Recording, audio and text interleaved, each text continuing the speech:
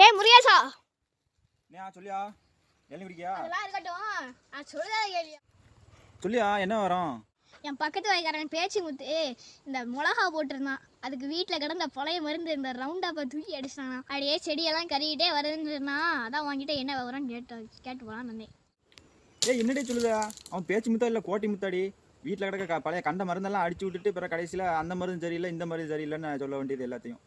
அவன் ஏதோ அவசரத்தில் பண்ணிட்டாயா, என்ன பண்ணலான்னு சொல்லி நம்மளால முடிஞ்சதை பண்ணுவோம். என்னத்த அவசரமோ தெரியல. சரி, ஒரு ரவுண்டு ஸ்ப்ரேயர் வச்சு முதல்ல தண்ணியை தெளிக்க சொல்லிட்டு அதுக்கு பிறகு ஆல் நைன்டின்னு ஒரு உரம் இருக்கும், அதை தண்ணியில் கொஞ்சம் போல கரைச்சி எல்லா செடிக்கும் அடிக்க சொல்லு. தப்பிக்க சான்ஸ் இருக்குது, சான்ஸ் மட்டும்தான் இருக்குது, தப்பிக்குமான உறுதலாக சொல்ல முடியாது. சரியா, எதனால இப்படி ஆச்சு? அது அவன் அடித்த அந்த ரவுண்ட் அப்புங்க மருந்து கிளைபோசேட்னு ஒரு கெமிக்கலால் ஆனது. அந்த கிளைபோசேட் கெமிக்கலு நான் செலக்டிவ் சிஸ்டமிக் ஹெர்பிசைட்னு சொல்லுவாங்க. யோ என் லெவலுக்கு சொல்லியா? பொதுவாக களக்கொல்லி மருந்து 6 வகையில் இருக்குது. Selective, non selective, contact, systemic, pre emergent, post எமர்ஜென்ட்னு 6 வகை இருக்குது.